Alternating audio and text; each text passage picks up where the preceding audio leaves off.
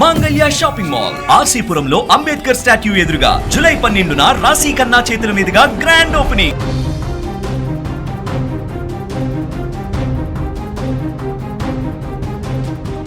విదేశీ విహారయాత్ర కోసం వెళ్లిన తెలుగు రాష్ట్రాల పర్యాటకులను ఊహించని విషాదం వెంటాడింది. వియత్నాంలోని ప్రముఖ పర్యాటక ప్రాంతం హాలాంగ్ బేలో జరిగిన ఘోర బోటు ప్రమాదం అనేక కుటుంబాలలో ఇప్పుడు తీరని విషాదాన్ని నింపింది. సరదాగా ప్రారంభమైన టూర్ క్షణాల్లోనే దుఃఖసంద్రంగా మారిపోయింది. ఈ ప్రమాదంలో ఇప్పటి వరకు 18 మంది మృతి చెందినట్టుగా సమాచారం. మృతుల్లో ఆంధ్రప్రదేశ్, తెలంగాణకు చెందిన పర్యాటకులు కూడా ఉండడం తీవ్ర ఆందోళన కలిగిస్తోంది.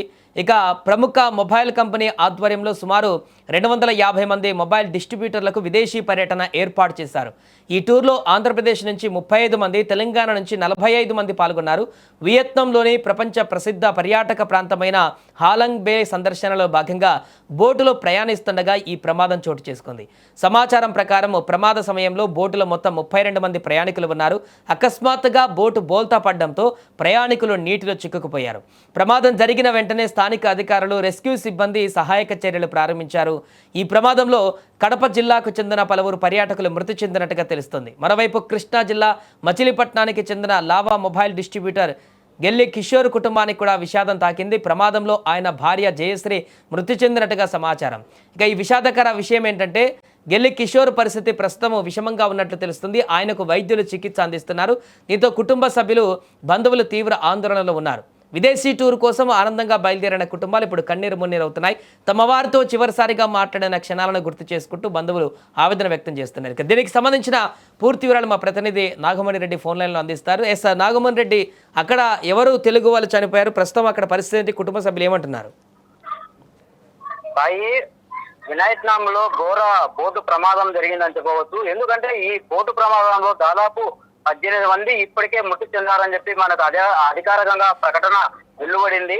అంటే కడపకు చెందిన ఒక మొబైల్ షాపు నిర్వహిస్తున్నటువంటి శ్రీధర్ అనే వ్యక్తి ఈ మొబైల్స్ ఎక్కువ సేల్ చేయడంతో ఇతనికి వియత్నాం వెళ్లే అవకాశం వచ్చింది. ఈ వెళ్ళిన తర్వాత అక్కడ ఆ టూర్ వ్యవహారం వీళ్ళు ఇక్కడ చూసుకున్నారు. ఈ రోజు ఏంటంటే ఈ రోజు ఆ బోటు టూర్ ఉంది కాబట్టి ఈ బోట్ లో దాదాపు 32 మంది ప్రయాణిస్తున్నారు. ఇందులో ఈ ప్రయాణించే క్రమంలోనే ఒక్కసారిగా పెద్దగా అలా వచ్చి బోటును తగలడంతో ఈ ప్రమాదం జరిగిందని చెప్పి మనకు సమాచారం తెలుస్తుంది.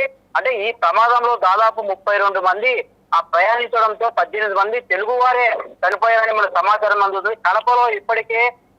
కడపలో మన ఆర్టీసీ బస్టాండ్ సమీపంలోనే ఈ శ్రీధర్ కుటుంబం ఉంటుంది. అక్కడ పూర్తి స్థాయిలో విషాద ఛాయలు నెలకొన్నాయి కుటుంబంలో. ఇప్పటికే వాళ్ళు మన సుమన్ టీవీతో మాట్లాడారు. సుమన్తో మాట్లాడి మా ఆయన బాడీని వెంటనే వీలైన తొందరగా కడపకు తీసుకురావాలని చెప్పి వాళ్ళు ఒక పక్క మా మీడియాతో వేడుకున్న పరిస్థితి. ఇప్పటికే దీనిపైన మంత్రి నారా లోకేష్ కూడా స్పందించారు.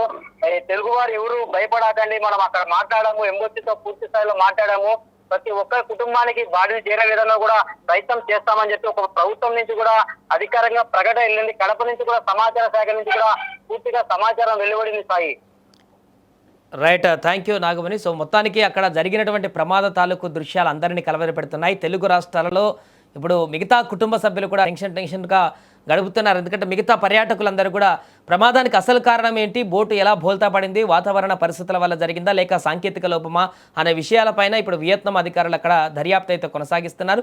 హాలాంగ్ బేలో జరిగిన ఈ ఘోర బోటు ప్రమాదము తెలుగు రాష్ట్రాలలో తీవ్ర విషాదాన్ని నింపింది. ఇప్పటికే 18 మంది మృతి చెందినట్టుగా సమాచారం ఉండగా మరిన్ని వివరాలు వెలుగులోకి రావాల్సి ఉంది.